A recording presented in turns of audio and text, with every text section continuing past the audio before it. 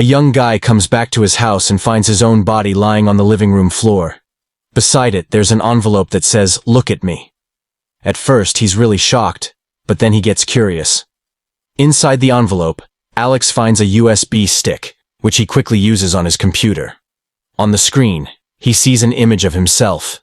This second version of Alex calms himself down, making sure he's not hallucinating or crazy, and tells himself to pay close attention.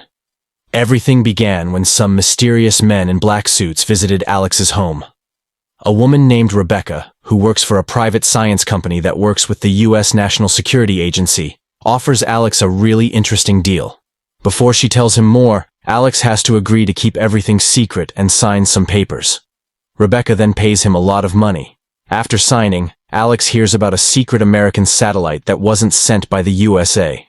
Oddly, this satellite is said to be from the future and has a secret message in it.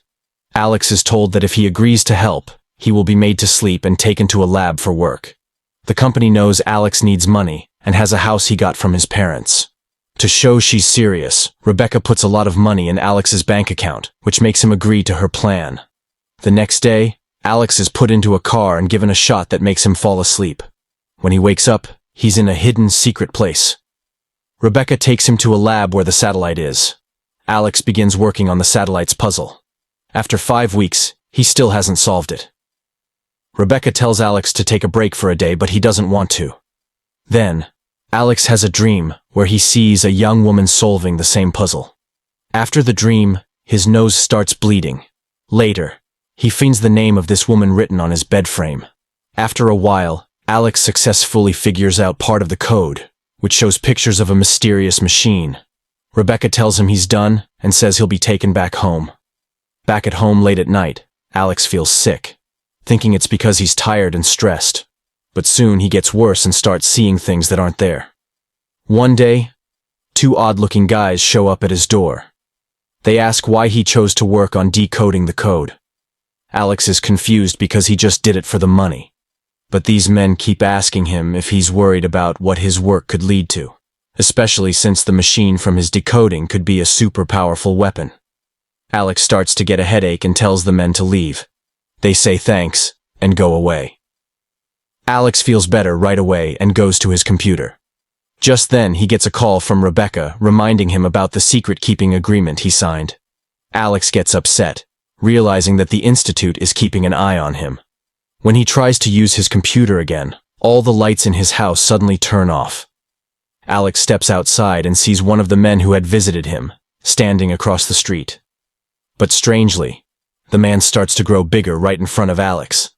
Scared, Alex runs back inside his house and looks out the window. He sees a giant hand coming towards his window. Alex reaches out his hand towards it, and then, it's morning. Rebecca comes and finds Alex while he's working. He tells her that people live in a world with only length and width, and the strange visitors he had are from an advanced group that exists in both space and time. They can be in the same place but at different times, and they can see what's happening like looking through a time window. Alex warns Rebecca that the machine they're making is very dangerous and could cause a huge war. Then, Rebecca tells him she knows he's sick with a brain tumor. Alex blames the Institute because they put him near a radioactive satellite, which he thinks caused his tumor. He strongly wants them to stop making the machine. In the present, Alex takes his own dead body outside and buries it in the woods. Then he goes back to his computer to hear more from his future self. Future Alex is sad because no one listened to him when he tried to warn them about a bad thing that was going to happen. He thinks about a woman who works with codes. Alex finds out where she lives, but when he goes there, the woman, named Beth, doesn't want to talk to him. Alex yells that he's going to die in 6 months. Hearing this, Beth lets him in and says she only has 2 years left herself. She figured out that the thing they were working on was a weapon, and that the plans for it seemed to come from the future. There's also someone named Shearman, who talks to her through her computer and gives her tasks to do when she's feeling okay. Beth starts to feel sick, so a guy helps her to her bedroom. Then he goes downstairs and it looks like he can see parts of Beth's life in the mirrors. In one, she's saying goodbye to someone she loves who's wearing a military uniform. In another, her loved one's friends tell her some bad news. And in a third, She's holding a lot of pills, like she wants to end her life. Suddenly, he sees a message from Shearman on the computer. Alex tries to answer, but Shearman figures out it's not Beth and stops the chat. Then, the guy picks up a bunch of papers that have tasks on them that Shearman had sent before. In the morning, Beth finds the guy sleeping on her couch with the papers stuck together. He explains to her that these papers are like a big puzzle, and if you put them together, they'll give an answer. He thinks Shearman, who gave them the tasks, isn't really from the Institute. Alex asks Beth to help him stop them from making a very dangerous machine. Beth tells him that she started feeling sick and seeing things that weren't there after she worked on the satellite. She wonders if they can talk to whoever sent the message from the future. She even started hearing voices, including her own, and saw things like aliens, even though she doesn't believe in them. Then she tells Alex he should go. Alex returns to his house and finds people dressed in black waiting for him. Rebecca tells him not to see Beth anymore and to make good use of his time. Alex is fed up and rudely dismisses them. When he gets inside, he realizes all his important papers are gone. At the same time, Beth sees a really bright light at her place, which makes her feel ill and scared, so she tries to hide. Alex is trying to forget his worries by drinking when he gets a message on his computer from someone named Shefferman. He thinks it's Rebecca using a fake name, but the person messaging says it's not her. Just then, the doorbell rings, and it's Beth. She explains that someone named Chavan sent her to Alex and gave her plans for a machine that can stop the future technology. Alex and Beth start making a computer virus that can break the machine they found out about from the blueprints. The next day, Rebecca suddenly shows up at Alex's house. People from the Institute know what Alex and Beth are doing and are coming. Rebecca tells them the name of the person who started the Institute and says they need to see him right away. She admits she is Shefferpan and wanted their help to stop the machine. Then, cars arrive at Alex's house. Alex and Beth quickly leave through the back door. Rebecca gets caught, someone gives her a shot, and they put her in a car. At the same time, someone turns on all the gas stoves in the kitchen. That evening, Alex and Beth go to see a scientist named Miles. He knows who they are because he's been keeping track of their work. Miles tells them that the satellite they were working on isn't the only one. There's another satellite that's been around Earth for 400 years.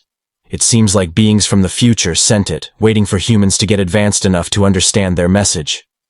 This old satellite has plans for a machine that's meant to stop humans from evolving in a certain way. When Miles told people about his discovery, they didn't believe him and laughed. He got a tumor from his work, but it's not deadly. Miles believes that aliens live in more than one dimension and don't see time the way humans do. The new machine being made at the Institute might let these aliens enter our world. Right now, they can only watch us like we're in a movie. The first machine lets them see us, but they can't change anything. The second machine could let them change our reality. Miles is still trying to figure out how all of this works and can't explain it all. He thinks that what people see as aliens is actually created by their own minds. He also mentions that he's been seeing a big alien, which only he can see, in his garden for over 30 years. He keeps looking at it, and he believes this has made his brain change so he can see the alien's real form. But Alex and Beth can't see this alien at all. Miles thinks the tumor in their brains is something the aliens did to help humans understand their world. Alex thinks they should just break the machine with a hammer, but he wonders if the people at the Institute might just fix it again. He decides they need to delete all the information about the machine from the Institute's computers. But they don't know where the Institute is. Miles then tells them he helped start the Institute, and shows them a map with details of where it is. Suddenly they hear a loud noise at the door. Alex and Beth quickly leave, while Miles stays behind to deal with the angry alien. Alex and Beth go on their way and soon reach the building of the Institute. They find a hatch and sneak inside. To better their chances of finding the lab, they split up. Alex sees a guard acting weirdly, doing the same things over and over, and figures out that time is repeating itself in a loop inside the Institute. Beth gets caught in this time loop too, and realizes she can't move forward. She tries to set off a bomb, but the time loop stops her from getting away from the dangerous area. Alex enters a dark room, attempting to move the bomb, but then an alien appears and breaks him down into tiny pieces.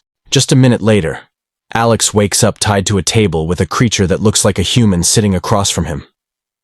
Alex thinks maybe he's dead, but the alien says that's not true. They're just interested in how humans look and experience time. To the aliens, the way humans experience time in a straight line is strange and boring, like being stuck doing the same things over and over. Humans seem trapped by time. But aliens live outside of time and space, existing in every moment at once. They don't understand why things happen in a certain order. Alex starts to think that if humans didn't have to wait for things, they might become more like aliens, but then they would lose their own unique personalities and egos. The alien is surprised by this idea. It says death is a normal part of life, but humans try to avoid it and stay away from it. Time controls a lot for people. It can give things but also take them away. People see the world as they think it is, but what happens when what they imagine goes away? Even if people think about themselves forever, they might not figure out what's real and what's not. Every time someone is born, a new way of seeing things starts. So everyone always has to make choices. Alex is feeling really sick. The alien suggests that Alex could go back to the time before he got sick, but this time knowing what he knows now. Alex thinks if he could go back, he wouldn't work at the institute and would try to stop everything from happening. The alien is confused and asks why Alex would change what he does if he can't change what's going to happen. Alex realizes that people can't really choose what will happen in the future. The alien questions if going back to the past would really make any difference or change anything. Suddenly, Alex is back in his house, sitting in front of his computer. He makes a recording on the USB stick, understanding that he can't change anything. He thinks the world might end soon, but it's not surprising. It's like everything has already happened and finished before it even started.